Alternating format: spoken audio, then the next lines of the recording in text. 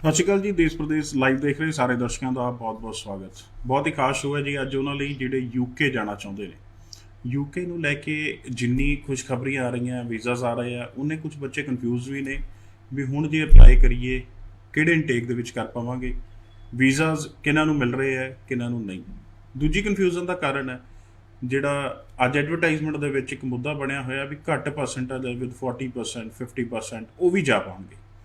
ਉਹਦੇ behind that advertisement ਕੀ ਸੱਚਾਈ ਹੈ, ਅੱਜ ਉਹ ਜਾਣਨ ਦੀ ਕੋਸ਼ਿਸ਼ ਕਰਾਂਗੇ। ਬੜੀ ਟਰਾਂਸਪੇਰੈਂਸੀ ਨਾਲ ਤੇ ਬੜੇ ਐਥਿਕਸ ਨਾਲ ਸਵਾਲਾਂ ਦੇ ਜਵਾਬ ਦੇਣ ਵਾਲੇ ਜਗਜੀਤ ਜੀ ਮੈਡਵੇ ਤੋਂ ਮੇਰੇ ਨਾਲ ਮੌਜੂਦ ਨੇ। ਭਾਜੀ ਬਹੁਤ ਬਹੁਤ ਸਵਾਗਤ। Thank you Aman ji. ਸਤਿ ਸ਼੍ਰੀ ਅਕਾਲ। ਸਤਿ ਸ਼੍ਰੀ ਅਕਾਲ ਭਾਜੀ।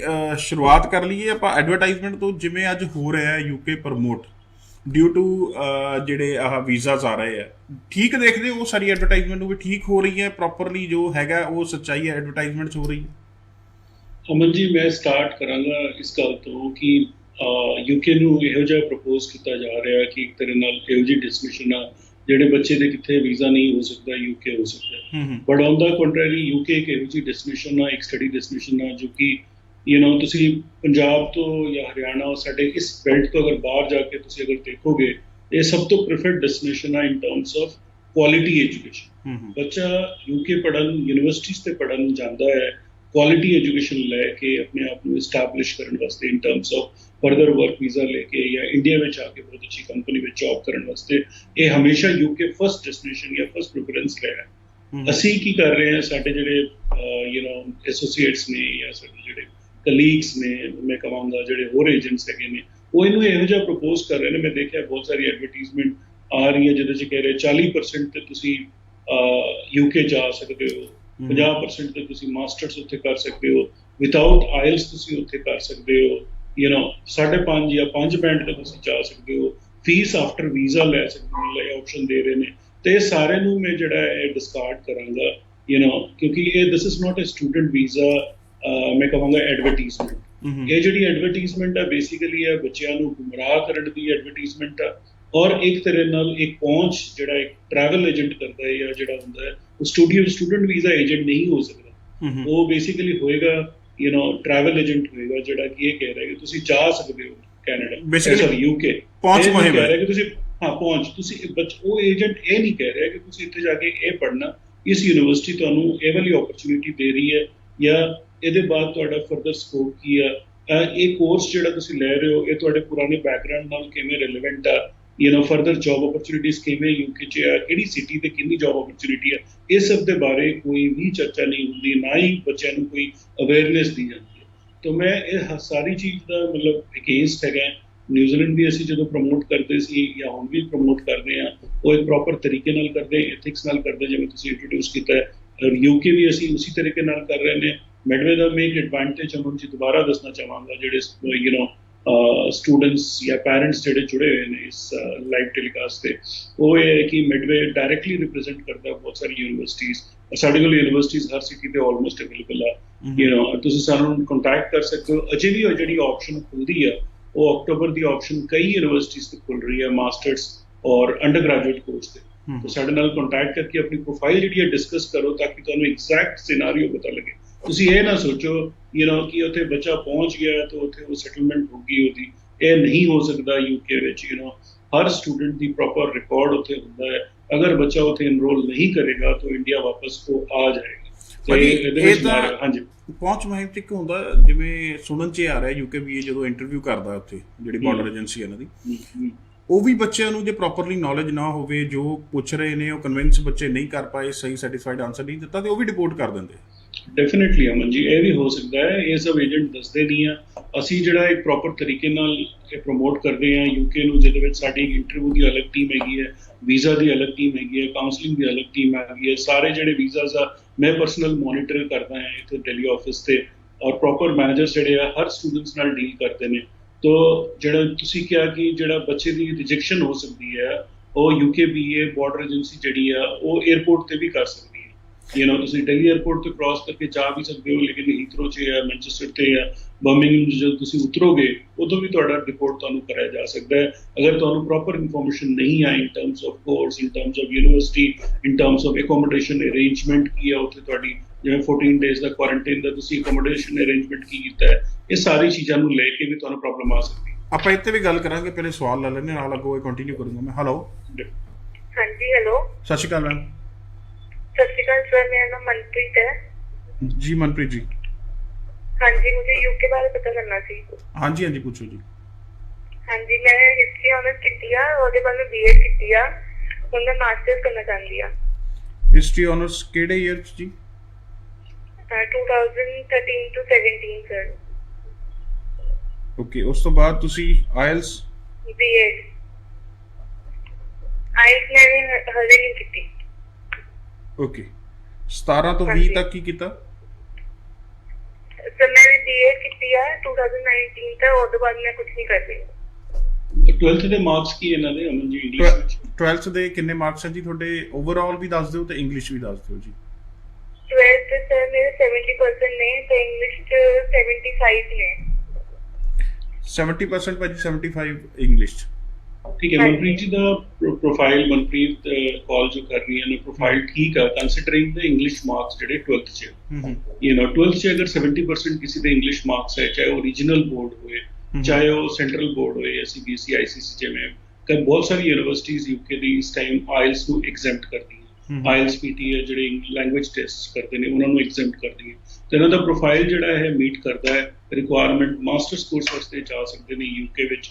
ਅਜੇ ਵੀ ਕਈ ਯੂਨੀਵਰਸਿਟੀਜ਼ ਜਿਹੜੀਆਂ ਓਪਨ ਹੈਗੀਆਂ ਅਕਟੂਬਰ ਇਨਟੇਕ ਵਾਸਤੇ, ਇਹ ਸਾਡੇ ਨਾਲ ਅਪਰੋਚ ਕਰਨ, ਜਲਦੀ ਤੋਂ ਜਲਦੀ ਸਾਨੂੰ ਕੰਟੈਕਟ ਕਰਨ, ਸਾਡੇ ਕੰਟੈਕਟ ਨੰਬਰਸ ਤੇ। ਅਜੇ ਵੀ ਪੋਸੀਬਿਲਿਟੀ ਹੈ ਅਕਟੂਬਰ 'ਚ, ਸਬਜੈਕਟ ਟੂ ਕਿ ਇਹਨਾਂ ਕੋਲ ਫੰਡਸ ਰੈਡੀ ਹੈ। ਅਗਰ ਫੰਡਸ ਇਹਨਾਂ ਦੇ 28 ਦਿਨ ਪੁਰਾਣੇ ਮੇਨਟੇਨਡ ਹੈ ਜਾਂ ਇਹਨਾਂ ਕੋਲ ਐਜੂਕੇਸ਼ਨ ਲੋਨ ਅਵੇਲੇਬਿਲਿਟੀ ਹੈ ਤਾਂ ਡੈਫੀਨੇਟਲੀ ਅਜੇ ਵੀ ਜਾ ਸਕਦੇ ਨੇ। ਪ੍ਰੋਫਾਈਲ ਮੀਟ ਕਰਦਾ ਵਿਦਆਊਟ ਆਇਲਸ ਦੇਣ ਦੀ ਜ਼ਰੂਰਤ ਨਹੀਂ ਹੈ ਇਹਨਾਂ ਨੂੰ, ਸਿੱਧਾ ਸਾਨੂੰ ਕੰਟੈਕਟ ਕਰਕੇ ਆਪਣਾ ਕੋਰਸ ਚੂਜ਼ ਕਰਕੇ ਜਾ ਸਕਦੇ। ਹੁਣ ਤੁਸੀਂ ਇਸ ਤੋਂ ਪਹਿਲੇ ਹੀ ਗੱਲ ਕੀਤੀ ਸੀ ਜਦੋਂ ਆਪਾਂ ਕਾਲ ਚੱਕੀ ਵੀ ਬੱਚਿਆਂ ਨੂੰ ਇਹ ਪਤਾ ਹੋਣਾ ਚਾਹੀਦਾ ਜੇ 14 ਦਿਨ ਕੁਆਰੰਟਾਈਨ ਹੋਣਾ ਹੈ ਤੇ ਕਿੱਥੇ ਹੋ ਰਹੇ ਹੋ। ਪੈਕੇਜ ਸਿਸਟਮ ਦੇ ਵਿੱਚ ਪ੍ਰੋਬਲਮ ਇੱਕ ਬੱਚੇ ਫੇਸ ਕਰ ਰਹੇ ਨੇ ਜੋ ਸਾਡੀ ਨੌਲੇਜ ਦੇ ਵਿੱਚ ਆਈ। ਪਤਾ ਨਹੀਂ ਹੁੰਦਾ ਪੈਕੇਜ ਦੇ ਵਿੱਚ ਹੀ ਏਜੰਟ ਕਿਤੇ ਕਰਾ ਦਿੰਦਾ ਹੈ, ਬੱਚਾ ਜਾ ਕੇ ਜਵਾਬ ਨਹੀਂ ਦੇ ਪਾਉਂਦਾ। ਜੇ ਮੈਂ ਕਿਸੇ ਹੋਟਲ 'ਚ ਵੀ ਰੁਕ ਰਿਹਾ, ਕਈ ਇਹ ਵੀ ਸੁਣਨ 'ਚ ਆਇਆ ਵੀ ਉੱਥੇ ਯੂਕੇ ਵੀ ਨੇ ਵੀ ਸਵਾਲ ਕੀਤੇ ਵੀ ਜਿਹੜੇ ਹੋਟਲ ਤੁਸੀਂ ਜਾ ਰਹੇ ਹੋ ਉਹਦਾ ਰੈਂਟ ਕਿੰਨਾ ਇੱਕ ਦਿਨ ਦਾ, ਕਿਵੇਂ ਪੇ ਕੀਤਾ ਤੁਸੀਂ, ਕਿਹੜੇ ਕ੍ਰੈਡਿਟ ਕਾਰਡ ਤੋਂ ਪੇ ਕੀਤਾ। ਭਾਜੀ ਇਦਾਂ ਦੇ ਸਵਾਲ ਵੀ ਹੁੰਦੇ। ਅਮਨ ਜੀ ਮੈਨੂੰ ਤਾਂ ਪਹਿਲਾਂ ਗੱਲ ਤੋਂ ਇਹ ਨਹੀਂ ਸਮਝ ਆਉਂਦਾ ਕਿ ਯੂਕੇ ਵਿੱਚ ਜਿਹੜਾ ਹੈ ਪੈਕੇਜ ਸਿਸਟਮ ਤੇ ਬੱਚਾ ਕਿਉਂ ਜਾਂਦਾ। ਇਹਦੇ ਵਿੱਚ ਤਾਂ ਫੰਡ ਦੀ ਕੋਈ ਕ੍ਰਾਈਟੇਰੀਆ ਹੈ ਨਹੀਂ। 28 ਦਿਨ ਪੁਰਾਣੇ ਤੁਸੀਂ ਫੰਡ ਚਾਹੀਦੇ ਨੇ। ਤੁਸੀਂ ਅੱਜ ਵੀ ਜਨਵਰੀ ਇਨਟੇਕ ਨੂੰ ਅਗਰ ਟਾਰਗੇਟ ਕਰ ਰਹੇ ਹੋ, ਫੰਡ ਆਰਾਮ ਨਾਲ 28 ਦਿਨ ਲੈ ਕੇ ਤੁਸੀਂ ਅਰੇਂਜ ਕਰ ਲਓ। ਤੁਹਾਨੂੰ ਪੈਕੇਜ ਸਿਸਟਮ ਤੇ ਜਾਣ ਦੀ ਜ਼ਰੂਰਤ ਹੀ ਕੀ ਹੈ? ਮੈਨੂੰ ਤਾਂ ਇਹ ਨਹੀਂ ਸਮਝ ਆਉਂਦਾ ਪਹਿਲੀ ਗੱਲ ਤੋਂ। ਦੂਸਰੀ ਗੱਲ ਤੋਂ ਜਿਹੜਾ ਪੈਕੇਜ ਕਰੇਗਾ ਉਹ ਪੈਕੇਜ ਵੱਲੋਂ ਉਹਨਾਂ ਕੋਲ ਅਕੋਮੋਡੇਸ਼ਨ ਦੀ ਉਨੀ ਅਰੇਂਜਮੈਂਟ ਹੈ ਯੂਕੇ ਦੀ ਨਹੀਂ ਹੈ, ਕੀ ਪਤਾ ਉਹਨਾਂ ਦੇ ਕੰਟੈਕਟਸ ਹੈ ਕਿ ਜਿਹੜੇ ਏਜੰਟਸ ਕਰ ਰਹੇ ਉਹ ਕਦੀ ਯੂਕੇ ਟਰੈਵਲ ਵੀ ਕੀਤਾ ਹੈ, ਉਹਨਾਂ ਨੇ ਹੁਣ ਦੇਖਿਆ ਵੀ ਹੈ ਕਿਹੜੀ ਸਿਟੀ ਕਿਹਦੀ ਕੀ ਹੈਗੀ ਹੈ। ਬੜੀ ਸਾਰੀ ਚੀਜ਼ਾਂ ਡਿਪੈਂਡ ਕਰਦਾ। ਜਿਵੇਂ ਤੁਸੀਂ ਕਿਹਾ ਯੂਕੇ ਬਾਰਡਰ ਏਜੰਸੀ ਉੱਤੇ ਡੈਫੀਨਿਟਲੀ ਸਾਰੀ ਇਨਫੋਰਮੇਸ਼ਨ ਮੰਗੇਗੀ ਇਨ ਟਰਮਸ ਆਫ ਤੁਸੀਂ ਅਕੋਮੋਡੇਸ਼ਨ ਕਿਵੇਂ ਅਰੇਂਜ ਕੀਤਾ, ਤੁਹਾਡੇ ਕੋਲ ਕੰਟੈਕਟ ਨੰਬਰ ਹੈ ਜਾਂ ਨਹੀਂ ਹੈ। ਬੜੀ ਸਾਰੀ ਅਕੋਮੋਡੇਸ਼ਨ ਰਿਲੇਟਿਡ ਡੈਫੀਨਿਟਲੀ ਬਹੁਤ ਸਾਰੀ ਕੁਐਰੀਜ਼ ਉਹਨੂੰ ਆਉਣਗੀ। ਔਰ ਬੱਚਿਆਂ ਨੂੰ ਮੈਂ ਹੁਣ ਵੀ ਇਹੀ ਰਾਏ ਦੇਵਾਂਗਾ ਕਿ ਯੂਕੇ ਵਿੱਚ ਕੋਈ ਰੀਜ਼ਨ ਹੀ ਨਹੀਂ ਹੈ ਤੁਸੀਂ ਪੈਕੇਜ ਸਿਸਟਮ ਤੇ ਜਾਓ। ਡਾਇਰੈਕਟ ਸਿੱਧਾ ਹਿਸਾਬ ਦਾ ਯੂਕੇ ਦਾ ਤੁਸੀਂ ਜਿਹੜੀ ਇਨੀਸ਼ੀਅਲ ਡਿਪੋਜ਼ਿਟ ਆ 60% ਜਾਂ 70% ਜੋ ਯੂਨੀਵਰਸਿਟੀ ਮੰਗਦੀ ਹੈ ਉਹਦੀ ਫੀਸ 1 ਈਅਰ ਦੀ ਤੁਸੀਂ ਪੇ ਕਰੋ। 28 ਦਿਨ ਪੁਰਾਣਾ ਤੁਸੀਂ ਲਿਵਿੰਗ ਐਕਸਪੈਂਸਿਸ ਫੰਡ ਸ਼ੋ ਕਰੋ ਔਰ ਤੁਸੀਂ ਜਾਓ ਯੂਕੇ। ਜਿੱਥੇ ਤੁਸੀਂ ਪੈਕੇਜ ਸਿਸਟਮ ਤੇ ਫਸੋਗੇ ਉੱਥੇ ਕੋਈ ਨਾ ਕੋਈ ਇਹੋ ਜਿਹੀ ਚੀਜ਼ ਜ਼ਰੂਰ ਆ ਜਾਏਗੀ ਜਿਹਦੇ ਤੁਹਾਨੂੰ ਪ੍ਰੋਬਲਮ ਆ ਸਕਦੀ। ਭਾਜੀ ਤੁਸੀਂ ਖੁਦ ਯੂਕੇ ਰਹੇ ਹੋ, ਪੜ੍ਹੇ ਹੋ, ਉੱਥੇ ਦੀ ਜਿਹੜਾ ਕਲਚਰ ਨਾਲ ਵਾਕਿਫ ਹੋ। ਜਦੋਂ ਇਹੋ ਜਿਹਾ ਸਟੂਡੈਂਟ ਉੱਥੇ ਤੁਹਾਨੂੰ ਮਿਲਦਾ ਜਿਹੜਾ ਪੈਕੇਜ ਸਿਸਟਮ ਦੇ ਵਿੱਚ ਆਇਆ, ਜਿਹਨੂੰ ਪ੍ਰੋਪਰਲੀ ਪਤਾ ਨਹੀਂ ਹੈ, ਕਿਹੜੀ ਮੁਸ਼ਕਿਲਾਂ ਦਾ ਸਾਹਮਣਾ ਕਰਦਾ ਉਹ ਜਿਹੜਾ ਪ੍ਰੋਪਰ ਨੌਲੇਜ ਲੈ ਕੇ ਨਹੀਂ ਜਾਂਦਾ? ਸੀ ਪੈਕੇਜ ਸਿਸਟਮ ਤੇ ਪ੍ਰੋਬਲਮ ਇਹੀ ਰਹੇਗੀ। ਪਹਿਲੀ ਗੱਲ ਤਾਂ ਇਹੀ ਪ੍ਰੋਬਲਮ ਰਹੇਗੀ ਕਿ ਬੱਚੇ ਨੂੰ ਇਹ ਨਹੀਂ ਪਤਾ ਹੋਏਗਾ ਕਿ ਉਹਦੀ ਕਿਹੜੀ ਫੀਸ ਕਿੰਨੀ ਜਾ ਚੁੱਕੀ ਹੈ ਯੂਨੀਵਰਸਿਟੀ ਦੀ, ਕਿੰਨੀ ਫੀਸ ਉਹਦੀ ਯੂਨੀਵਰਸਿਟੀ ਦੀ ਗਈ ਆ।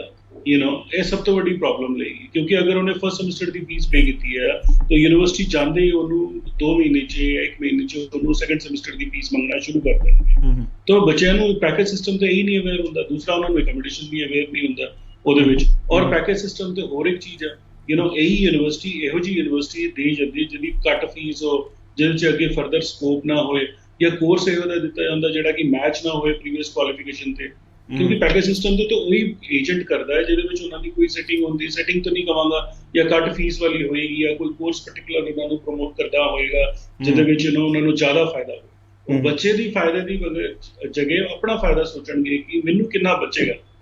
ਇਹ ਸਭ ਚੀਜ਼ਾਂ ਅੱਗੇ ਦੇਖੋ, ਯੂਕੇ ਦਾ ਹੁਣ ਟਾਈਮ ਉਹ ਨਹੀਂ ਰਿਹਾ ਪ੍ਰਾਈਵੇਟ ਕਾਲਜ ਵਾਲਾ ਜਾਂ ਗਵਰਨਮੈਂਟ ਕਾਲਜ ਵਾਲਾ, ਹੁਣ ਯੂਨੀਵਰਸਿਟੀ ਦੀ ਪੜ੍ਹਾਈ ਕਰਨੀ ਹੈ, ਠੀਕ ਹੈ। ਤੁਸੀਂ ਅਗਰ ਯੂਨੀਵਰਸਿਟੀ ਦੀ ਉੱਥੇ 3 ਸਾਲ ਦੀ ਪੜ੍ਹਾਈ ਕਰੋਗੇ ਜਾਂ ਮਾਸਟਰ ਦੀ 1.5 ਸਾਲ ਦੀ ਪੜ੍ਹਾਈ 2 ਸਾਲ ਦੀ ਕਰੋਗੇ, ਤਾਂ ਤੁਹਾਨੂੰ 2 ਸਾਲ ਦਾ ਪੋਸਟ ਸਟੱਡੀ ਵਰਕ ਵੀਜ਼ਾ ਮਿਲੇਗਾ।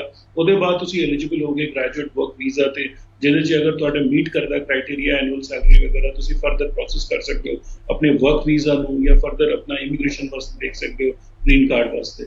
ਲੇਕਿਨ ਅਗਰ ਤੁਸੀਂ ਪੜ੍ਹਾਈ ਵਿੱਚ ਹੀ ਨਹੀਂ ਕਰੋਗੇ, ਅਗਰ ਇਨੀਸ਼ੀਅਲੀ ਤੁਸੀਂ ਇੰਟਰਸਟ ਸ਼ੋ ਕਰਤਾ ਪਹੁੰਚਣ ਵਾਲਾ, ਤਾਂ ਓਬਵੀਅਸਲੀ ਤੁਸੀਂ ਉੱਥੇ ਹੀ ਪ੍ਰੋਬਲਮ ਤੁਹਾਨੂੰ ਆ ਜਾਏਗੀ ਫਸਟ ਸਟੈਪ ਤੇ। ਤਾਂ ਮੇਰਾ ਸਟੂਡੈਂਟ ਨੂੰ ਇਹੀ ਰਾਏ ਰਹੇਗੀ ਕਿ ਤੁਸੀਂ ਪ੍ਰੋਪਰ ਰਿਸਰਚ ਕਰੋ, ਅੱਛੀ ਯੂਨੀਵਰਸਿਟੀ ਲਓ, ਅੱਛੀ ਯੂਨੀਵਰਸਿਟੀ ਨਾ ਵੀ ਲਓ, ਬ੍ਰਾਂਡਡ ਜ਼ਿਆਦਾ ਹਾਈ ਰੈਂਕਿੰਗ ਨਾ ਵੀ ਲਓ, ਬਟ ਐਟਲੀਸਟ ਰੈਲੇਵੈਂਟ ਲਓ। ਕੋਰਸ ਜਿਹੜਾ ਉਹ ਰੈਲੇਵੈਂਟ ਹੋਣਾ ਚਾਹੀਦਾ। ਤੁਸੀਂ ਆਪਣੇ ਆਪ ਨੂੰ ਸੀਮਿਤ ਨਾ ਕਰੋ। ਹੁਣ ਨਮਨ ਜੀ ਮੈਂ ਦੇਖਿਆ ਬੱਚਿਆਂ ਦਾ ਮੈਕਸਿਮਮ ਜਿਹੜਾ ਮੈਂ ਰੁਝਾਨ ਦੇਖਿਆ ਬਰਮਿੰਗਮ ਜਾਣਾ। ਹੁਣ ਬਰਮਿੰਗਮ ਵਿੱਚ ਜਿਹੜੇ ਆ ਲਿਮਿਟਡ ਯੂਨੀਵਰਸਿਟੀਜ਼ ਹੈਗੀਆਂ, ਠੀਕ ਹੈ। ਤਾਂ ਬੱਚੇ ਮੈਂ ਲਾਸਟ ਕੇ ਆਪਣੀ ਸ਼ੋਜ਼ ਤੇ ਵੀ ਇਹੀ ਕਿਹਾ ਕਿ ਬਰਮਿੰਗਮ ਦੇ ਆਸ-ਪਾਸ ਦੀ ਯੂਨੀਵਰਸਿਟੀਜ਼ ਵੀ ਦੇਖੋ, ਜਿਹੜੇ ਫॉर एग्जांपल ਬੱਚਾ ਮੰਗਦਾ Birmingham city university, Wolverhampton, university of Birmingham, ਜੋ ਬਰਮਿੰਗਮ ਲੋਕੇਟਡ ਹੈ। ਬਰਮਿੰਗਮ ਜਿਹੜਾ ਸਿਟੀ ਆ ਏਰੀਆ ਹੈ, ਉਹ ਸਾਰਾ ਆਪਣਾ ਇੰਡੀਅਨ ਏਰੀਆ ਹੈ। ਤੁਸੀਂ ਥੋੜਾ ਦੂਰ ਦੇਖ ਲਓ, ਕਵੈਂਟਰੀ ਦਾ ਕੈਂਪਸ ਦੇਖ ਲਓ। ਮੈਂ ਉਹੀ ਸਵਾਲ ਅਗਲਾ ਤੁਹਾਨੂੰ ਮੇਰਾ ਸੀਗਾ, ਤੁਸੀਂ ਆਲਰੇਡੀ ਉਹਦਾ ਆਨਸਰ ਕਰ ਰਹੇ ਹੋ। ਤੁਸੀਂ ਆਪਣੇ ਐਕਸਪੀਰੀਅੰਸ ਨਾਲ ਕੀ ਦੱਸਣਾ ਚਾਹੁੰਦੇ ਹੋ with the job outcomes opportunity also inner London ਜਾਂ ਆਊਟਰ ਲੰਡਨ, ਕੀ ਚੋਇਸ ਹੋਣੀ ਚਾਹੀਦੀ ਹੈ ਬੱਚੇ ਦੀ?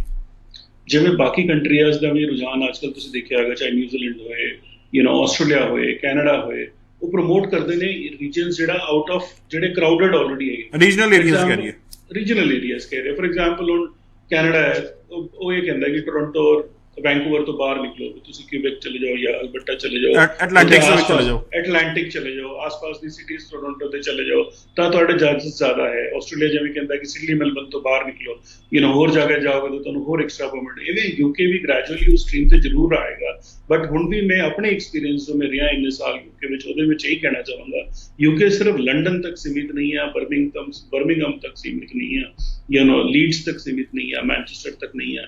There are other good cities. Recently ਅਸੀਂ ਇਹ ਦੇਖਿਆ ਕਿ ਸਾਨੂੰ ਕਾਲਸ ਕਾਫੀ ਆ ਰਹੀਆਂ ਜਿਹੜੇ ਬੱਚੇ ਬਰਮਿੰਗਮ ਤੋਂ ਬਾਹਰ ਵੀ ਮੰਗ ਰਹੇ ਨੇ, ਜੋ ਕਿ ਅੱਛੀ ਹੈ। ਸਾਊਥ ਵੈਸਟ ਇੰਗਲੈਂਡ ਤੇ ਮੈਂ ਦੇਖਿਆ ਕੱਲ ਸਾਨੂੰ ਇੱਕ ਕਾਲ ਆਈ ਸਵਿੰਡਨ ਕੈਂਪਸ ਵਿੱਚ, ਸਵਿੰਡਨ ਤੇ ਕੋਈ ਯੂਨੀਵਰਸਿਟੀ ਹੈ ਜਾਂ ਨਹੀਂ ਹੈ ਉਹ ਦੱਸੋ, ਜਾਂ ਸਾਡੇ ਕੋਲ ਇੱਕ ਕਾਲ ਆਈ ਕੱਲ ਵਿਲਸ਼ੇਅਰ ਵਿੱਚ ਕੋਈ ਦੇਖੋ। So that is encouraging thing. ਬੱਚੇ ਦੇਖ ਰਹੇ ਨੇ ਆਊਟ ਆਫ ਜਿਹੜਾ ਲੰਡਨ ਜਾਣ ਤੋਂ। ਜਿੱਥੇ ਮੈਂ ਤੁਹਾਡਾ ਕੁਐਸਚਨ ਸੀ ਕਿ ਆਊਟਰ ਲੰਡਨ ਜਾਣਾ ਚਾਹੀਦਾ ਜਾਂ ਇਨਰ ਲੰਡਨ ਤੇ ਜਾਣਾ ਚਾਹੀਦਾ, ਉਹ ਵੀ ਸਟੂਡੈਂਟ ਵਾਈਜ਼ ਡਿਪੈਂਡ ਕਰੇਗਾ। अगर स्टूडेंट की बहुत अच्छी प्रोफाइल है, वाकई वो मास्टर्स कोई अच्छा कोर्स करना चाहता है, तो लंदन में बहुत अच्छे ऑप्शंस भी हैं, या आउट ऑफ लंदन भी अच्छे ऑप्शंस हैं ਜੀ। ਭਾਈ ਜਿਸ ਤਰ੍ਹਾਂ ਅੱਜ ਹਰ ਜਗ੍ਹਾ ਤੇ ਸੋਸ਼ਲ ਮੀਡੀਆ ਤੇ ਵੀ ਗੱਲ ਕਰੀਏ ਜਾਂ ਹੋਰ ਮਾਧਿਅਮ ਜਿਹੜੇ ਐਡ ਦੇ ਨੇ, ਉਹਦੇ ਵਿੱਚ ਹਰ ਜਗ੍ਹਾ ਯੂਕੇ ਦੇ ਵੀਜ਼ਾਸ ਦਿਖਾਏ ਜਾ ਰਹੇ ਨੇ, ਰਿਜੈਕਸ਼ਨਸ ਵੀ ਆ ਰਹੀ ਹੈ ਜਾਂ ਸਾਰੇ ਵੀਜ਼ਾ ਜਿਹੜੇ ਆ ਉਹ ਦੇ ਰਿਹਾ ਯੂਕੇ? ਸੀ ਡੈਫੀਨਿਟਲੀ ਯੂਕੇ ਦੇ ਵੀਜ਼ਾਸ ਆ ਰਹੇ ਨੇ, ਮੈਂ ਨਹੀਂ ਕਹਾਂਗਾ ਕਿ ਨਹੀਂ ਆ ਰਹੇ, ਬਟ ਰਿਜੈਕਸ਼ਨਸ ਵੀ ਆ ਰਹੇ ਨੇ। ਬਟ ਤੁਹਾਨੂੰ ਜਿਵੇਂ ਪਤਾ ਹੈ ਕਿ ਇੱਕ ਵੀਜ਼ਾ ਦੀ ਜਗ੍ਹਾ 5 ਵੀਜ਼ਾ ਉੱਥੇ ਫੇਸਬੁੱਕ ਤੇ ਫੈਲਾਏ ਜਾਂਦੇ ਨੇ। ਕੋਈ ਇੱਕ ਵੀਜ਼ਾ ਆਉਂਦਾ ਤਾਂ ਲੜੀਆਂ ਦਿਖਾ ਦਿੰਦੇ ਨੇ, ਕੋਈ ਆਪਣਾ ਐਨਵਲਪ ਕੱਟ ਕਰਕੇ ਕੈਂਚੀਆਂ ਤੇ ਦਿਖਾਉਂਦਾ ਹੈ। ਉਹਦੇ ਨਾਲ ਇਹ ਨਹੀਂ ਹੁੰਦਾ, ਉਹਨੂੰ ਕਿਵੇਂ ਪਤਾ ਲੱਗਿਆ ਕਿ ਵੀਜ਼ਾ ਪਹਿਲਾਂ ਆ ਗਿਆ ਜਦੋਂ ਕੈਂਚੀ ਉਹਦੇ ਸਾਹਮਣੇ ਕੱਟ ਰਿਹਾ ਲਿਫਾਫੇ ਦੀ। ਤੇ ਇਹ ਸਭ ਬੇਫਾਲਤੂ ਦੀ ਐਡਵਰਟੀਜ਼ਮੈਂਟ ਆ, ਜਿਹਦੇ 'ਚ ਬੱਚਿਆਂ ਨੂੰ ਨਹੀਂ ਜਾਣਾ ਚਾਹੀਦਾ। ਅੱਜ ਦਾ ਬੱਚਾ ਜਿਹੜਾ ਅੱਜ ਦਾ ਸਟੂਡੈਂਟ ਆ, ਉਹ ਬਹੁਤ ਸਮਾਰਟ ਆ, ਡਿਜੀਟਲ ਮੀਡੀਆ ਤੇ ਉਹਨੂੰ ਹਰ ਚੀਜ਼ ਦਾ ਪਤਾ ਹੈ। ਉਹ ਸਮਾਰਟਨੈਸ ਜਿਹੜੀ ਆ ਉਹਨੂੰ ਦਿਖਾਓ। ਜਦੋਂ ਤੁਸੀਂ ਸਟੂਡੈਂਟ ਵੀਜ਼ਾ ਅਪਲਾਈ ਕਰਦੇ ਹੋ, ਉਹ ਜਿਹੜੀ ਆਪਣੀ ਸਮਾਰਟਨੈਸ ਨੂੰ ਉਹਨੂੰ ਦਿਖਾਓ। ਗੂਗਲ 'ਚ ਪਹਿਲੇ ਸਰਚ ਕਰੋ ਕਿਹੜੀ ਯੂਨੀਵਰਸਿਟੀ ਤੇ ਜਾਣਾ, ਕਿਹੜੇ ਲੋਕੇਸ਼ਨ ਤੇ ਪ੍ਰੀਫਰ ਕਰ ਸਕਦੇ ਹੋ, ਅੱਗੇ ਤੁਹਾਡੇ ਕੋਰਸ ਤੇ ਸਕੋਪ ਹੈ ਜਾਂ ਨਹੀਂ ਹੈ। ਸਿਰਫ ਪਹੁੰਚਣ ਦੀ ਸਿਸਟਮ ਨਾ ਕਰੋ ਜਾਂ ਏਜੰਟ ਦਾ ਬੇਕਾਵੇ ਤੇ ਨਾ ਹੋ ਕਿ 3000 ਪਾਉਂਡ ਤੇ ਮੈਂ ਤੁਹਾਨੂੰ ਉੱਥੇ ਪਹੁੰਚਾ ਦੇਵਾਂਗਾ। 3000 ਪਾਉਂਡ ਦੀ ਇਨੀਸ਼ੀਅਲ ਕੈਸ਼ ਅਜੇ ਤਾਂ ਕੋਈ ਦੇ ਵੀ ਨਹੀਂ ਰਿਹਾ। ਮਿਨੀਮਮ 6,000-7,000 ਪਾਉਂਡ ਤੇ ਹਰ ਕੋਈ ਮੰਗ ਰਿਹਾ ਹੈ, particularly ਪੰਜਾਬ ਜਾਂ ਹਰਿਆਣਾ ਦਾ ਸਟੂਡੈਂਟ। ਦਿੱਲੀ ਵਿੱਚ ਫਿਰ ਵੀ ਕੰਸੀਡਰ ਕਰ ਲੈਂਦੇ ਨੇ, तो उसके ਉਹਦੇ ਵਿੱਚ ਬੇਕਾਵੇ 'ਚ ਨਾ ਹੋ, ਕਿਉਂਕਿ ਇਨੀਸ਼ੀਅਲੀ ਤੁਸੀਂ ਜਦੋਂ ਆਫਰ ਲੈਟਰ ਵਾਸਤੇ ਪ੍ਰੋਸੈਸ ਕਰਦੇ ਹੋ, ਉਹਦੇ ਵਿੱਚ ਤੁਸੀਂ ਏਜੰਟ ਦੇ ਚੱਕਰ 'ਚ ਫਸ ਜਾਂਦੇ ਹੋ। ਫਿਰ ਤੁਹਾਡਾ ਕੈਸ਼ ਨਹੀਂ ਆਉਂਦਾ, ਜਿਵੇਂ ਪਹਿਲੇ ਹੋਇਆ ਉਹ ਕੈਸ਼ ਨਹੀਂ ਆਉਂਦਾ, ਉਹ ਡਰੈਗ ਹੁੰਦਾ ਜਾਏਗਾ। ਤਾਂ 2-3 ਪਤਾ ਚੱਲਿਆ ਕਿ ਰੂਲ ਚੇਂਜ ਹੋ ਗਏ ਔਰ ਤੁਹਾਡਾ ਨਾ ਵੀਜ਼ਾ ਹੋਇਆ, ਤੁਸੀਂ ਇੱਥੇ ਰਹੇ ਜੀ। ਤਾਂ ਪ੍ਰੋਪਰ ਤਰੀਕੇ ਨਾਲ ਰਿਸਰਚ ਕਰੋ, ਪ੍ਰੋਪਰ ਯੂਨੀਵਰਸਿਟੀਜ਼ ਚੈੱਕ ਕਰੋ। 4-5 ਯੂਨੀਵਰਸਿਟੀ ਦੀ ਅਸੀਂ ਹਰ ਸਟੂਡੈਂਟ ਨੂੰ ਪ੍ਰੋਫਾਈਲ ਦੇ ਹਿਸਾਬ ਨਾਲ 5 ਯੂਨੀਵਰਸਿਟੀ ਦੀ ਆਪਸ਼ਨ ਮਿਨੀਮਮ ਦਿੰਦੇ ਨੇ। ਉਹਦੇ ਹਿਸਾਬ ਨਾਲ ਚੈੱਕ ਕਰੋ, ਫਿਰ ਆਪਣੀ ਰਿਸਰਚ ਕਰੋ, ਅੱਗੇ ਪ੍ਰੋਸੈਸ ਕਰੋ। ਜੀ ਭਾਜੀ, ਹੁਣ ਇਹ ਵੀ ਗੱਲਾਂ ਹੋ ਰਹੀਆਂ ਵੀ ਹੁਣ ਰਹਿ ਗਿਆ ਸਿਰਫ ਜਨਵਰੀ ਇਨਟੇਕ, ਕੀ ਇਹ ਵੀ ਹੈ ਵੀ ਅਕਤੂਬਰ ਨਵੰਬਰ ਇਨਟੇਕ ਵੀ ਪੋਸੀਬਿਲਿਟੀ ਰਹੇਗੀ ਕੁਝ ਬੱਚਿਆਂ ਦੇ ਲਈ, ਜਾਂ ਸਿਰਫ ਹੁਣ ਜੈਨ ਹੀ ਜਿਹੜਾ ਪੋਸੀਬਲ ਜਿਹੜੀ ਆਪਸ਼ਨ ਹੈਗੀ ਹੈ? ਬਹੁਤ ਸਾਰੀ ਯੂਨੀਵਰਸਿਟੀਜ਼ ਨੇ ਅਮਨ ਜੀ ਅਕਤੂਬਰ ਇਨਟੇਕ ਵੀ ਸਟਾਰਟ ਕੀਤਾ ਹੋਇਆ, October November intake, particularly for masters, but definitely bachelor degree ਵਾਸਤੇ ਵੀ ਸਾਡੇ ਕੋਲ ਆਪਸ਼ਨ ਹੈਗੀ ਹੈ ਅਕਤੂਬਰ ਸਟਾਰਟ ਦੀ ਜਾਂ ਨਵੰਬਰ ਸਟਾਰਟ ਦੀ। ਤੋ ਸਟੂਡੈਂਟ ਸਾਨੂੰ ਕੰਟੈਕਟ ਕਰ ਸਕਦੇ। ਉਹਦੇ ਬਾਅਦ ਜਿਹੜਾ ਸੀ ਯੂਕੇ ਵਿੱਚ ਜਿਹੜਾ ਮੇਨ ਇਨਟੇਕ ਹੁੰਦਾ ਹੈ ਉਹ ਸੈਪਟੈਂਬਰ, ਇਹ ਵਾਲਾ ਸੈਸ਼ਨ ਹੀ ਮੇਨ ਇਨਟੇਕ ਹੁੰਦਾ, ਜਿਹੜੇ ਮੈਕਸਿਮਮ ਯੂਨੀਵਰਸਿਟੀਜ਼ ਜਿਹੜੀ ਹੈ ਆਪਣੇ ਸਾਰੇ ਕੋਰਸਿਸ ਡਿਲੀਵਰ ਕਰਦੇ ਨੇ। ਹੁਣ ਤੁਸੀਂ ਅਗਰ ਜਨਵਰੀ ਇਨਟੇਕ ਦੀ ਕਰ ਲਓ, ਆਲਰੇਡੀ ਆਲਦੋ ਆਪਸ਼ਨਸ ਤਾਂ ਰਹਿਣਗੇ ਬਹੁਤ ਸਾਰੀ ਯੂਨੀਵਰਸਿਟੀਜ਼, ਬਟ ਅਗਰ ਕੋਈ ਪ੍ਰੀਫਰਡ ਅਗਰ ਕੋਈ ਯੂਨੀਵਰਸਿਟੀ ਹੈ ਦੇ ਮੇ ਨਾਟ ਆਫਰ ਅ ਪਾਰਟਿਕੂਲਰ ਕੋਰਸ। ਜਿਵੇਂ ਬਹੁਤ ਸਾਰੀ ਯੂਨੀਵਰਸਿਟੀ ਜਨਵਰੀ ਤੇ ਮਾਸਟਰਸ ਤਾਂ ਕਰਨਗੇ ਬਟ ਬੈਚਲਰ ਡਿਗਰੀ ਨਹੀਂ ਕਰਨਗੇ, ਤਾਂ ਉਹਦੇ ਵਾਸਤੇ ਵੀ ਬੱਚੇ ਨੂੰ ਬੜਾ ਕੇਅਰਫੁਲ ਹੋ ਕੇ ਏਜੰਟ ਦੀ ਚੋਣ ਕਰਨੀ ਪਏਗੀ ਕਿ ਉਹ ਵਾਕਈ ਏਜੰਟ ਨੂੰ ਪਤਾ ਹੈ ਕਿਹੜੇ ਕਿਹੜੇ ਕੋਰਸਿਸ ਬੈਚਲਰ ਡਿਗਰੀ ਦੇ ਜਨਵਰੀ ਇਨਟੇਕ ਤੇ ਅਵੇਲੇਬਲ ਹੈ ਜਾਂ ਨਹੀਂ ਹੈ। ਉਹਦੇ ਬਾਅਦ ਜਿਹੜਾ ਨੈਕਸਟ ਇਨਟੇਕ ਆਉਂਦਾ ਅਗਲੇ ਸਾਲ ਦਾ, ਫਿਰ ਅਪ੍ਰੈਲ ਮਈ ਦਾ ਇਨਟੇਕ ਆਉਂਦਾ ਹੈ। ਬਹੁਤ ਸਾਰੀ ਯੂਨੀਵਰਸਿਟੀਜ਼ ਰੋਲਿੰਗ ਇਨਟੇਕ ਸਾਲ ਵਿੱਚ 4 ਇਨਟੇਕ ਵੀ ਪ੍ਰੋਵਾਈਡ ਕਰਦੇ ਨੇ। तो बच्चे वास्ते इनफ ऑप्शन है, बच्चे काली ना करन इन टर्म्स ऑफ पैकेज दे सिस्टम दे फसण दे या 3000 पाउंड दे सिस्टम दे फसण दे, प्रॉपर रिसर्च करके अपनी एप्लीकेशन ਜਿਹੜੀ ਅੱਗੇ ਪ੍ਰੋਸੈਸ ਕਰ। ਜੀ ਸੋ ਕੋਈ ਵੀ ਮਨ ਦੇ ਵਿੱਚ ਸਵਾਲ ਸਾਡੇ ਦਰਸ਼ਕਾਂ ਦੇ ਪੈਰੈਂਟਸ ਦੇ ਆ ਰਹੇ ਹੈ ਤਾਂ ਇਹਨਾਂ ਦੇ ਨੰਬਰਾਂ ਤੇ ਕਾਲ ਕਰ ਸਕਦੇ ਹੋ ਜਿਹੜੇ ਤੁਹਾਡੀ ਟੀਵੀ ਸਕਰੀਨ ਤੇ ਚੱਲ ਰਹੇ ਆ। ਤੁਸੀਂ ਵੀ ਕੋਈ ਜਵਾਬ ਲੈਣਾ ਚਾਹੁੰਦੇ ਹੋ ਲੈ ਸਕਦੇ ਹੋ, ਅਸੀਂ ਵੀ ਸਵਾਲ ਜਿਹੜੇ ਆ ਆਨਲਾਈਨ ਲੈ ਰਹੇ ਹਾਂ। Hello, hi sir, good. ਹਾਂਜੀ, ਸਤਿ ਸ਼੍ਰੀ ਅਕਾਲ ਜੀ। ਹਾਂਜੀ ਜਗਜੀਤ ਸਰ ਨਾਲ ਗੱਲ ਕਰ ਰਹੀ ਸੀ। ਹਾਂਜੀ ਹਾਂਜੀ, ਪੁੱਛੋ ਜੀ। ਹਾਂਜੀ ਸਰ, ਮੇਰਾ ਨਾਮ ਹਰਪ੍ਰੀਤ ਸਿੰਘ ਹੈ, ਮੈਂ ਆਪਣੀ ਪ੍ਰੋਫਾਈਲ ਯੂਕੇ ਲਈ ਪੁੱਛਣਾ ਚਾਹੁੰਦਾ ਸੀ। ਓਕੇ ਹਰਪ੍ਰੀਤ ਜੀ, ਪੁੱਛੋ ਜੀ। ਹਾਂਜੀ, ਮੈਂ ਐਮਏ ਕੀਤੀ ਸੀ ਜੀ 2010 ਮਤਲਬ 12 ਦੇ ਵਿੱਚ ਪਾਸ ਆਊਟ ਹੈ, ਐਮਏ ਪੰਜਾਬੀ ਕੀਤੀ। ਉਸ ਤੋਂ ਬਾਅਦ ਮੈਂ ਥੋੜਾ ਟੀਚਿੰਗ ਦਾ ਐਕਸਪੀਰੀਅੰਸ ਸੀਗਾ, 2 ਸਾਲ ਜੌਬ ਕੀਤੀ ਹੈ 2015 ਤੱਕ। ਉਸ ਤੋਂ ਬਾਅਦ ਐਮਏ ਇਨ ਐਜੂਕੇਸ਼ਨ ਕੀਤੀ ਹੈ ਸਰ, 17 ਪਾਸ ਆਊਟ ਹੈ, ਐਂਡ ਆਫਟਰ 17 ਤੋਂ ਮੈਂ ਰੈਗੂਲਰ ਜੌਬ ਕਰ ਰਿਹਾ ਐਜ਼ ਅ ਟੀਚਰ ਤੇ ਸੈਲਰੀ ਅਕਾਊਂਟ ਦੇ ਵਿੱਚ ਹੈ ਸਰ। ਮੇਰਾ ਪੀਟੀ ਦਾ ਜਿਹੜਾ ਸਕੋਰ ਹੈ ਓਵਰਆਲ 51 ਹੈ, ਲਿਸਨਿੰਗ ਦੇ ਵਿੱਚ 44 ਹੈ, ਬਾਕੀ ਸਾਰੇ ਮੈਂ ਵਿੱਚ ਜੀ। ਹਰਪ੍ਰੀਤ ਜੀ ਕੀ ਕਹਿਣਾ? ਅਮਨ ਜੀ ਮੈਂ ਕੁਐਰੀ ਇਹਦੀ ਸੁਣ ਲਈ ਉਹਨਾਂ ਨੇ। ਬੇਸਿਕਲੀ ਇਹਨਾਂ ਨੇ ਜਿਵੇਂ 2 ਮਾਸਟਰਸ ਕਰ ਚੁੱਕੇ ਨੇ ਆਲਰੇਡੀ। ਜੀ ਔਰ ਜਿਹੜਾ ਪੀਟੀ ਸਕੋਰ ਵੀ ਜਿਹੜਾ 51 ਆ ਉਹ ਘੱਟ ਹੈ। ਓਵਰਆਲ ਪ੍ਰੋਫਾਈਲ ਤੇ ਮੈਂ ਇਹੀ ਐਡਵਾਈਸ ਕਰਾਂਗਾ ਕਿ ਬੱਚੇ ਨੂੰ ਜਿਹੜਾ 6.56 ਇਨ ਈਚ ਮੋਡਿਊਲ ਆਇਲ ਸਕੋਰ ਹੋਣਾ ਚਾਹੀਦਾ। ਬੱਚਾ ਡੈਫੀਨਿਟਲੀ ਯੂਕੇ ਜਾ ਸਕਦਾ ਹੈ, ਬਟ ਇੱਕ ਹੋਰ ਆਇਲਸ ਵਿੱਚ ਅੱਛਾ ਸਕੋਰ ਲੈਣਾ ਪਏਗਾ ਬੱਚੇ ਨੂੰ। ਔਰ ਉਹਦੇ ਵਿੱਚ ਮਾਸਟਰਸ ਇਨ ਬਿਜ਼ਨਸ ਮੈਨੇਜਮੈਂਟ ਜਾਂ MBA ਜਿਵੇਂ ਕੋਰਸਿਸ ਹੁੰਦੇ ਨੇ ਯੂਕੇ ਵਿੱਚ ਕਈ ਯੂਨੀਵਰਸਿਟੀਜ਼ ਪ੍ਰੋਵਾਈਡ ਕਰਦੇ ਨੇ। ਉਹਨਾਂ ਦੇ ਜਨਵਰੀ ਇਨਟੇਕ ਮਿਲ ਸਕਦਾ ਹੈ। ਫੰਡਸ ਦਾ ਮੈਨੂੰ ਆਈਡੀਆ ਨਹੀਂ ਹੈ, ਫੰਡਸ ਕਿੰਨੇ ਅਵੇਲੇਬਲ ਹੈ ਜਾਂ ਨਹੀਂ ਹੈ ਬੱਚੇ ਕੋਲ, ਬਟ ਡੈਫੀਨਿਟਲੀ ਹਾਂ ਆਇਲਸ ਦੀ ਅਗਰ ਇੰਪਰੂਵ ਕਰਦਾ ਹੈ ਬੱਚਾ ਤੇ ਬੱਚਾ ਜਿਹੜਾ 100% ਯੂਕੇ ਵਾਸਤੇ ਕੁਆਲੀਫਾਈ ਕਰਦਾ, ਬਟ ਆਇਲਸ ਇੰਪਰੂਵ ਜ਼ਰੂਰ ਕਰਦਾ। ਭਾਜੀ ਇਹ ਬੜੀ ਵੱਡੀ ਕਨਫਿਊਜ਼ਨ ਰਹਿੰਦੀ ਵੀ ਆਲਰੇਡੀ ਮਾਸਟਰ ਕਰ ਲਈ ਜੀ, ਇਹ ਮਾਸਟਰ ਵਾਲਿਆਂ ਨੂੰ ਹੁਣ ਵੀਜ਼ਾ ਮਿਲੇਗਾ ਕਿ ਨਹੀਂ ਮਿਲੇਗਾ, ਔਰ ਖਾਸ ਕਰ ਟੀਚਿੰਗ ਵਾਲੇ ਜਿਹੜੇ ਆ ਉਹ ਕਨਫਿਊਜ਼ ਰਹਿੰਦੇ ਆ। ਸੋ ਇਟ ਮੀਨ ਤੁਸੀਂ ਕਹਿ ਰਹੇ ਹੋ ਵੀ ਆਪਸ਼ਨਸ ਹੈਗੀਆਂ ਉਹਨਾਂ ਲਈ ਵੀ? ਡੈਫੀਨਿਟਲੀ ਆਪਸ਼ਨਸ ਹੈਗੀਆਂ, ਉਹ ਸਾਰੀ ਕੰਟਰੀਜ਼ 'ਚ ਐਵੇਂ ਹੀ ਆ। ਅਗਰ ਤੁਸੀਂ ਇੱਕ ਪਾਰਟਿਕੂਲਰ ਮਾਸਟਰਸ ਕੀਤੀ ਹੈ ਤਾਂ ਦੂਸਰੇ ਸਪੈਸ਼ਲਾਈਜ਼ੇਸ਼ਨ ਮਾਸਟਰਸ ਤੁਸੀਂ ਬਾਹਰ ਦੀ ਕੰਟਰੀ 'ਚ ਕਰ ਸਕਦੇ ਹੋ। ਜਿਵੇਂ ਮੈਂ ਇਸ ਕੇਸ ਤੇ ਕਿਹਾ ਕਿ ਬੱਚੇ ਨੇ ਮਾਸਟਰਸ ਇਨ ਐਜੂਕੇਸ਼ਨ ਕੀਤਾ ਹੈ, ਤਾਂ ਮੈਂ ਟੀਚਿੰਗ ਦੀ ਗੱਲ ਨਹੀਂ ਕੀਤੀ। ਮੈਂ ਇਹ ਕਿਹਾ ਕਿ ਮਾਸਟਰਸ ਇਨ ਬਿਜ਼ਨਸ ਐਡਮਿਨਿਸਟ੍ਰੇਸ਼ਨ ਜਾਂ ਮਾਸਟਰਸ ਇਨ ਬਿਜ਼ਨਸ ਮੈਨੇਜਮੈਂਟ ਜਿਵੇਂ ਕੋਰਸਿਸ ਬੱਚਾ ਕਰ ਸਕਦਾ ਹੈ, ਕਿਉਂਕਿ ਉਹ ਡਿਫਰੈਂਟ ਸਪੈਸ਼ਲਾਈਜ਼ੇਸ਼ਨ। ਸੋ ਭਾਜੀ ਸਮਾਂ ਆਲਮੋਸਟ 1.5 ਮਿੰਟ ਰਹਿੰਦਾ, ਮੈਂ ਉੱਥੇ ਇੱਕ ਪੁੱਛ ਲੈਣਾ ਚਾਹੁੰਦਾ, ਜਨਵਰੀ ਆਉਣ ਵਾਲਾ, ਆਇਲਸ ਕੰਪਲਸ਼ਨ ਹੋ ਜਾਏਗੀ ਜਾਂ ਸੇਮ ਇਹੀ ਜਿਹੜਾ ਸਿਸਟਮ ਚੱਲੇਗਾ ਵਿਦ 60% ਜਾਂ ਅਬਾਊਟ 70% ਤੇ ਉਹਨੂੰ 10 ਪੁਆਇੰਟ ਜਿਹੜੇ ਆ ਉਹ ਮਿਲਣਗੇ? ਅਮਨ ਜੀ ਇਹਦੇ ਵਿੱਚ ਸਾਡੀ ਜਿਹੜੀ ਗੱਲ ਚੱਲ ਰਹੀ ਹੈ ਯੂਨੀਵਰਸਿਟੀਜ਼ ਨਾਲ, ਅਜੇ ਯੂਨੀਵਰਸਿਟੀਜ਼ ਨੇ ਕੋਈ ਡਿਸਾਈਡ ਨਹੀਂ ਕੀਤਾ ਹੈ, ਕਿਉਂਕਿ ਅਜੇ ਅਸੀਂ ਵੀ ਦੇਖਿਆ ਕਿ ਜਨਵਰੀ ਇਨਟੇਕ ਦੀ ਆਫਰਸ ਵੀ ਆਣੀ ਸ਼ੁਰੂ ਹੋ ਗਈ ਹੈ ਉਹੀ ਸੇਮ ਕ੍ਰਾਈਟੇਰੀਆ 'ਚ ਵਿਦਆਊਟ ਆਇਲਸ। ਹਾਂਜੀ, ਤਾਂ ਜਿਹੜਾ ਇੱਕ ਪ੍ਰਪੋਜ਼ਲ ਫਲੋਟ ਹੋ ਰਿਹਾ ਸੀ, ਮੈਂ ਦੇਖਿਆ ਸੀ ਉਹ ਐਕਚੁਅਲੀ ਇੰਪਲੀਮੈਂਟ ਕਦੋਂ ਹੋਏਗਾ, ਇਹ ਯੂਨੀਵਰਸਿਟੀਜ਼ ਉਹਨੂੰ ਕਿਵੇਂ ਇੰਪਲੀਮੈਂਟ ਕਰਨਗਾ ਉਹ ਦੇਖਣ ਵਾਲੀ ਗੱਲ ਹੋਏਗੀ। ਬਟ ਉਹਦੇ ਵਿੱਚ 70 ਪੁਆਇੰਟਸ ਚਾਹੀਦੇ, 10 ਪੁਆਇੰਟਸ ਜਿਵੇਂ ਇੰਗਲਿਸ਼ ਦੇ ਉਹਨਾਂ ਨੇ ਕ੍ਰਾਈਟੇਰੀਆ ਅਲੱਗ ਰੱਖਿਆ ਹੈ। And that is up to the university, ਮੈਨੂੰ ਲੱਗਦਾ ਹੈ ਕਿ overall that is up to the university to waive off IELTS ਜਾਂ ਨਹੀਂ ਕਰਨਾ ਜਾਂ stay with the same scene, or probably ਉਹ ਆਪਣਾ internal test ਕੋਈ design ਕਰਨਗੇ, ਕਿਉਂਕਿ most of the universities the India office ਹੈ, ਤਾਂ probably they will come up with an internal test ਜਿਹੜਾ ਹਰ ਬੱਚੇ ਨੂੰ ਕਰਾਉਣ ਜਾਂ Skype interview ਕਰਾਉਣ ਹਰ ਬੱਚੇ ਦੀ, ਜੋ ਕਿ already ਹੋ ਹੀ ਰਹੀ ਹੈ ਵੈਸੇ ਵੀ। ਸੋ ਅਜੇ ਕੋਈ ਕਲੈਰਿਟੀ ਇਨ ਟਰਮਸ ਨਹੀਂ ਹੈ। ਜਿਵੇਂ ਮਾਰਕੀਟ 'ਚ ਮੈਂ ਦੇਖਿਆ ਕਿ ਆਇਲਸ ਕੰਪਲਸਰੀ ਹੋ ਜਾਏਗਾ ਕਰਕੇ ਜਿਹੜੀ ਖਬਰ ਆ ਉਹਨੂੰ ਮੈਂ 100% ਇੰਡੋਰਸ ਨਹੀਂ ਕਰਾਂਗਾ। Probably they may stick with the same formula. ਅਗਰ ਆਇਲਸ ਵੀ ਹੁੰਦਾ ਤਾਂ ਮੈਂ ਦੇਖਿਆ ਕਿ ਰੀਸੈਂਟਲੀ ਅਸੀਂ ਇਹ ਨੋਟ ਕੀਤਾ ਹੈ, ਸ਼ੁਰੂ ਵਿੱਚ ਇਹ ਸੀ ਕਿ ਬਹੁਤ ਸਾਰੇ ਵਿਦਆਊਟ ਆਇਲਸ ਵਾਲੇ ਆ ਰਹੇ ਸੀ, ਬਟ ਰੀਸੈਂਟਲੀ ਵਿਦ ਆਇਲਸ ਵਾਲੇ ਕਾਫੀ ਬੱਚੇ ਆ ਰਹੇ ਨੇ। तो that is a positive point, क्योंकि मैं बार बार यही कह रहा है कि यूके डेस्टिनेशन या यूके यूनिवर्सिटीज की पढ़ाई ना पढ़ाई वास्ते देखो, एक स्टडी करने वास्ते देखो अपॉर्चुनिटी, रादर देन पहुंच दा एक सिस्टम दे वो ना देखो तो ताई सक्सेसफुल हो जी। तो कोशिश करांगे जी ਜਿਹੜੀ ਇਨਫੋਰਮੇਸ਼ਨ ਰਹਿ ਗਈ ਹੈ ਜਾਂ ਕੁਝ ਨਵੀਂ ਅਪਡੇਟ ਆਉਂਦੀ ਹੈ ਤਾਂ ਜਗਜੀਤ ਜੀ ਨੂੰ ਸੱਦਾ ਦੇ ਕੇ ਜ਼ਰੂਰ ਤੁਹਾਡੇ ਅੱਗੇ ਸਾਂਝੀ ਕਰੀਏ।